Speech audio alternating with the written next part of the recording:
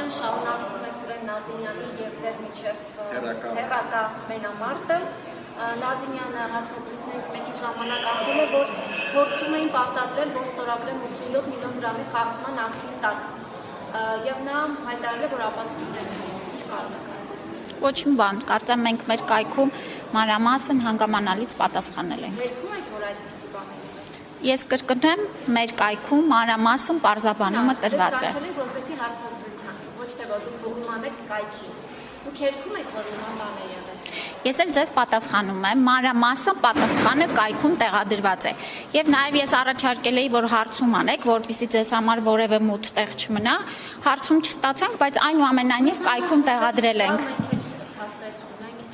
Հիանալի է։ Դուք որպես առողջապահության նախարար, եթե իսկապես Սուրեն Նազինյանը 87 միլիոն դրամի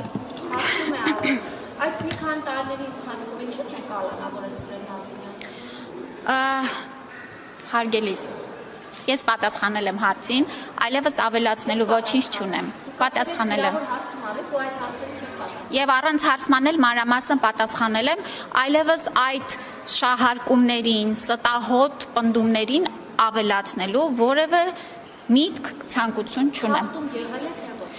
Նորից կրկնել նոր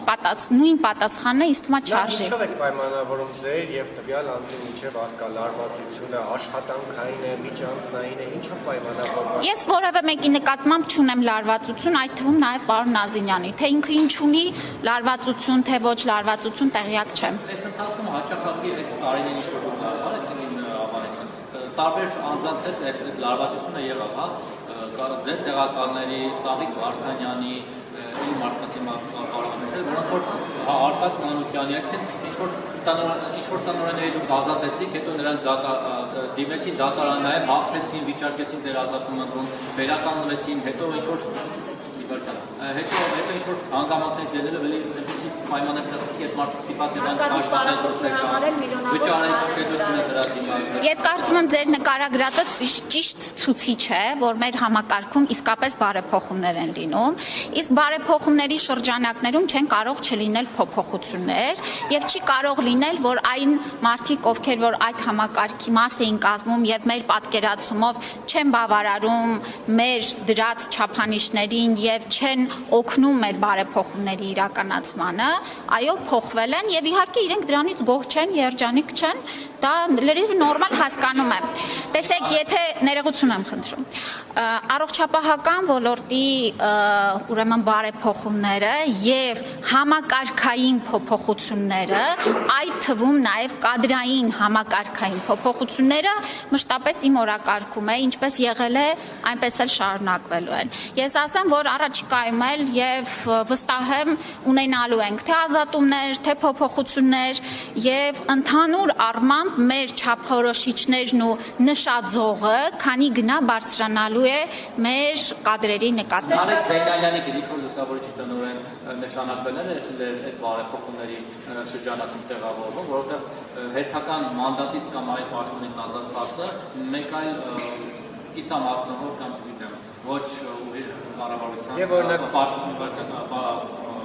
կառավարության ստորաբաժանում պաշտոնի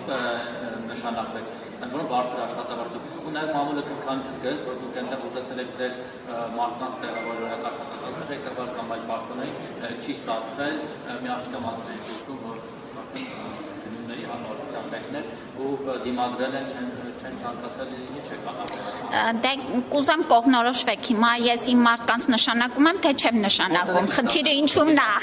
Չէ, 2 վայրկյան առաջ ասում եք վայ ստացվում է ձեր ուզած մարդկանց եք նշանակում։ Հիմա նորից ես կրկնեմ, որ ինձ համար կադրային քաղաքականությունը ինչպես եղել է համակարգը փոխելու կարևոր գործոններից մեկը, այնպես էլ շարունակելու է մնալ։ Ես եթե կարելի է ավարտեմ։ Տեսեք, ընդհանուր առմամբ գիտեք,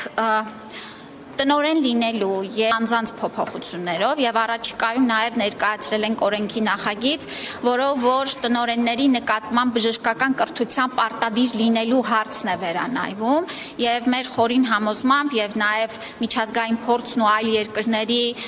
արդեն հաջողության պատմությունները ցույց են տալի, որ բժշկական կենտրոնների կառավարման ֆինանսական հատվածը, օպերացիոն հատվածը, ոչ վիրահատական, այլ պրոցեսների կառավարման հատվածը եւ զուտ մասնագիտական բուժական հատվածը պետք է որոշակիորեն տարանջատվի եւ ըստ էության դրանով նաև մենք համակարգային փոփոխություն կմտցնենք ընդհանուր կառավարման մեջ, առաջիկայում նաև այդ կիրականացնենք։ Դե այն մարդը դեռ նոր է նշանակվել, դեռ չունեմ գոհ լինելու կամ դժգոհ լինելու առիթ։ Ինձ թվում է պետք է թույլ տանք, որ աշխատի։ Ընդհանրապես ես որպես հիմնադիր ես եմ նշանակում բժշկական կենտրոնների տնօրեններին միանշանակ։ Այո։ Աշխատանքի առողջապահության հանձնաժողովի նախագահն էր, մանդատը թողնել է, նրա տեղակալը Լուսինե Բադալյանն է, ով եւս մամուլի հրապարակումների համաձայն ասում էր, որ պատրաստվում է մանդատը վայր դնել։ Եթե այդպիսի բան տեղի ունենա, նրան որ հաստատության տնօրեն կպատկերացնեք։ Ես կարծում եմ Տիկին Բադալյանը նման բան չի արել, չունի, դե կապրենք, կտեսնենք, կդնի մանդատը, թե ոչ, ես նման լուրերի տեղյակ չեմ։ Տիկին Ամանասյան, դուք նկատի ունեք կերպարը, որ ուշադրությանը կհամապատասխանի։ Ես պատասխանեցի ձեր հարցին։ Տիկին Ամանասյան, քանի որ դուք նաև ակտիվ ուսակցության նիստերին եք մասնակցում, Պաշտպանի եկեղեցու մարզերն նրա հետ ակտիվեստ շրջում եք, այլ հետաքրքիր։ Այդ որտեղ եմ ակտիվ շրջել։ Բավականին ակտիվ ԿՊ-ի նիստերի մասնակցում։ Այո, իհարկե։ Գյումրի այդ մարզերը գնում է, օրինակ հետաքրքիր որպես ուսակցական հարցը դուրս առողջապահության ոլորտից։ Մենակ ինչպես եք վերաբերվում, երբ որ ազգային ժողովի նիստերի ժամանակ հրապարակավ Նիկոլ Փաշինյանը ոչ կոռեկտ, իհարկե չեմ ցանկանա կրկնել, դիմադիրներին վիրավորում, հայտնվում, բղավում է, դա ձեզ համար օրինակ որպես թիմի անդամ, ոչ եք համարում։ Շատ հետաքրքիր է, որ դուք տենց հարցը շատ այսպես բան եք հստակ եք տալիս եւ օրինակ չեք տալիս ընդհանուր առմամբ ինչպես եք վերաբերվում սուր արտահայտումներին կամ հայհոյանքներին, ընդհանուր կամ բռնությանը։ Տեսեք, ընդհանուր առմամբ դե պատասխանեմ։ Ընդհանուր առմամբ ես հայհոյանքներին շատ վատ եմ վերաբերվում, բռնությանը շատ վատ եմ վերաբերվում եւ կարծում եմ, որ ցանկացած իրավիճակում պետք է հնարավորինս ուրեմն մնանք հայհոյանքից եւ բռնությունից դուրս, այսքանը։ Տիկին Ամանասյան, ներողություն, այդ ձեր ողերին բարեկամ իսկին հեռավոր բարեկամ Արսեն Թորոսյանն էլ երեք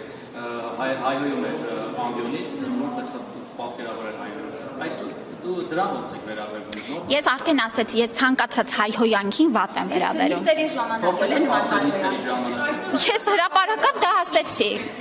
Ասեք օրինակ Արսեն Թորոսյան, որ մի հայերի հարգելի գործընկեր։ Ես որևէ մեկին դաստիարակելու բան չունեմ եւ ես նորից կրկնում եմ եւ արդեն հրապարակային ասեցի, ցանկացած տիպի հայհոյանքին ես վատ եմ վերաբերվում։ ԿՊ-ի փակնիստերի ժամանակ էլ են նման հայհոյանքներ, Թույլ տվեք ուղղակի չանդրադառնալ ձեր հարցին, որովհետեւ նման հարց անտեղիներ ոչ։ Պատասխանեցի։ Աշխատանքից ազատել եք թուքաբանության ազգային կենտրոնի տնօրեն Արտակ Մանուկյանին, ով դատարանով վերականգնեց աշխատանքը, սակայն Հիմա նա